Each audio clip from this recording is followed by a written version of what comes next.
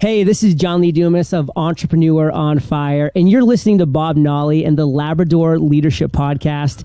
You must be prepared to ignite. We're on fire.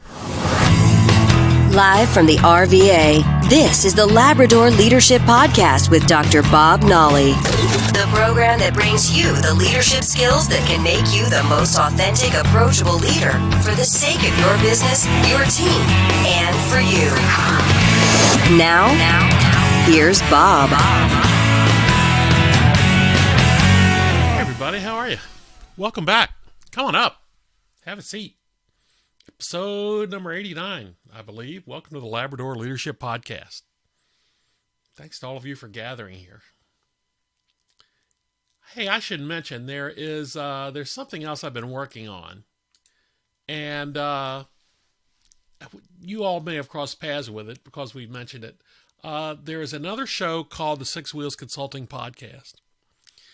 And I ran into a great young man named Matthew Shapiro, who is disabled, but he is so active in speaking, lobbying. He's bright, sharp, well-spoken, and just a heck of a guy. And I had a couple of conversations with him, and I asked him if he'd ever done a podcast, and he said he would love to do one. So we talked a little more, and he and I end up doing this show together called the Six Wheels Consulting Podcast. And when we do the end of the show, I try to remember to say the phrase, think inclusion. So I think inclusion very often with him. And I ran across an article today on that subject of inclusion. And I thought I'd share this with you and some thoughts on that today. Out of the Harvard Business Review, two writers, Laurie, Mckenzie, and Shelley, Carell, wrote this about how we get around our biases. And the point they raise is we want to be more inclusive. Now, if we don't want to be more inclusive, that's an entirely different problem. But we do want to be more inclusive overall. And we recognize that the value of that diversity is the right thing to aspire to. But I think the writers let everyone off the hook when they say, we just don't know how to get there. That managers don't have the right framework to get over those challenges that their bias brings forward. And if they're ill-equipped to deal with them, then they'll go back to their old habits. So these two ladies, these two scholars, Laurie Mckenzie and Shelley Carell, they're out at Stanford in the Stanford Women's Leadership Lab. And they're doing work there to help industries become more inclusive. And they have research that shows that there are two really small ways that managers can block bias. And they're very powerful. And one is looking at how they define success. And second, they should look at what they call additive contribution of their own team members. Additive contribution. And here's where the problem comes from. When you're hiring, interviewing, selecting, or even promoting people, we have this assumption of what success looks like, of what talent looks like. And we measure people against that. And they have termed this as a kind of hidden template of success. People that are successful look like this. And potentially,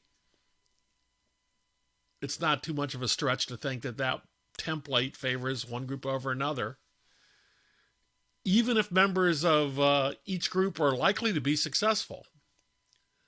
So like when you're hiring somebody in the interview process, you're sitting there and you ask them where they went to school and share your experiences there. And we have that kind of conversation, and we really think we're gathering the relevant information that helps us decide objectively whether that person is going to be a good fit for the opening that is at hand. But that's not really what we're doing there. What we are doing is measuring that person against this hidden template. Do they go to the right school? Are their experiences like ours? It used to be said we're more comfortable hiring people that are just like us. And we're trying to be diverse. We're trying to be inclusive. Managers are. But it's tough for them to do that. So managers end up hiring people that match the template that they have. Now, it looks like it's a way to get to sound decision making. But what it does is it gives preference to candidates in the job selection process that are a safe bet. No one's going to argue with your selection. No one's going to argue with your choice. It's a safe bet. So in the example they mentioned here, finance, it might mean MBA graduates only from elite universities are likely to succeed at their jobs. So even if you apply that to everybody in the candidate pool, it could lead to a preference for hiring white males. 67% of graduates of the high-end MBA programs are male. So another example. In positions that look for skills for working in an open source context, our template that we carry around in our heads, they say, believe that with no evidence at all, that only someone who's already part of the open source community can do the job well. Well, if we define things that narrowly, it'll result in the same kind of candidate being picked over and over and over. Those who volunteer in that community will often do so outside, beyond their paid day job, which excludes people with roles in their lives that have to give care to others, parents, children, or other responsibilities they have outside of work. So the open source communities are typically only 3 to 5% women, and they're mostly young men. So that's how replicating this template of success brings in sameness. And sameness is the enemy of inclusion.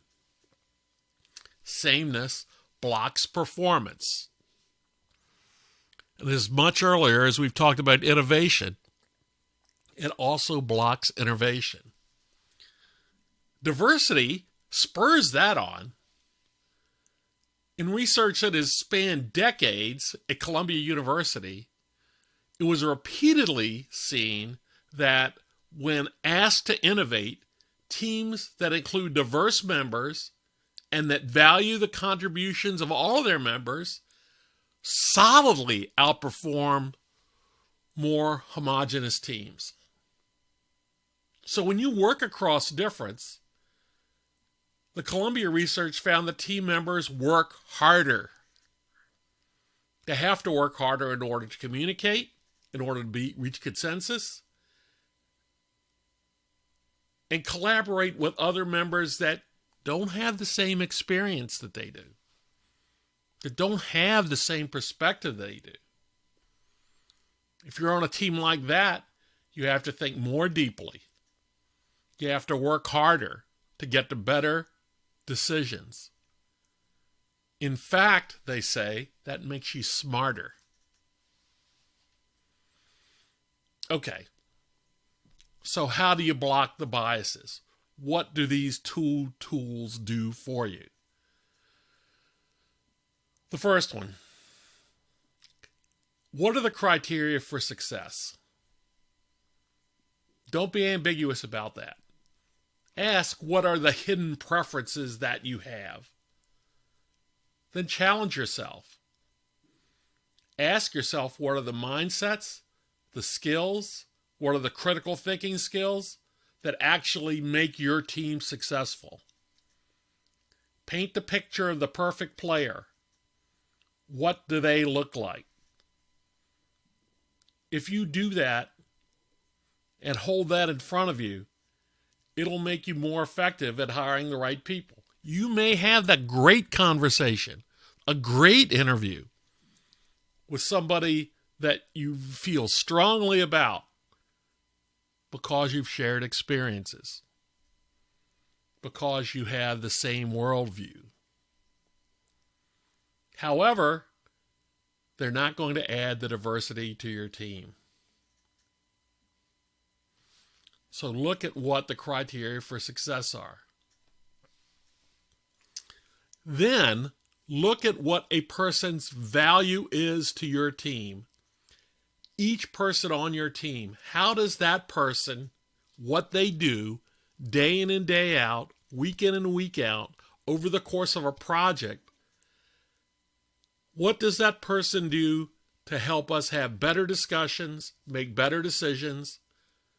Does this person help me see outside the box? Professor Mary Murphy, who is another expert, in addition to others we've mentioned here before on the growth mindset in organization, asked this: how can this person add to the total value of our team? In my interviewing process, that's a key question that I have echoing in my head throughout the whole conversation is, do I want this person on the bench? And I don't mean on the bench doing nothing. I mean on my team, on the bench, ready to take a task and run with it. Can they do that? And just as you look at all the people on your team and what their contributions are, you have the opportunity at the same time to do a gap analysis. What am I missing? Am I missing something that this person has? One of the most popular, and I stand right behind them, Tom Rath's book on Strengths Finders. I've been with a team before where there was a great amount of surface diversity, ethnic diversity, age diversity, gender diversity. Statistically, we looked very diverse. But through the Strengths Finder lens, the 5 strengths that we each had were all among the same list of only 7 or 8 of 32. So our strengths were virtually all the same. No matter what we looked like on the surface, we were very, very similar in the skills we brought to. So there was a huge gap there. Another question to ask is, what does this person have that can get us through difficulties? We're here on episode 89 now, and I've said the word grit many times. And in having this conversation with others, I've talked about defining grit and just what that means. It's something a bit more nuanced than just overcoming obstacles. Grit talks about a certain type of mindset to overcome obstacles. Kind of a repetition of climbing over an obstacle and getting rebuffed, and climbing over an obstacle and getting rebuffed again and again, and still stepping up to it. That's grit. And grit is cumulative, I think. You could go through your entire career and accumulate grit. That ends up being your experience. So what is this additive contribution to your team? What are the blanks that get filled in? Even though the conversation is easier at the time of selection with somebody that shares the same experiences as you, how can you help your team? Remember these things, because this is a recurring theme, and we'll talk more about that over and over.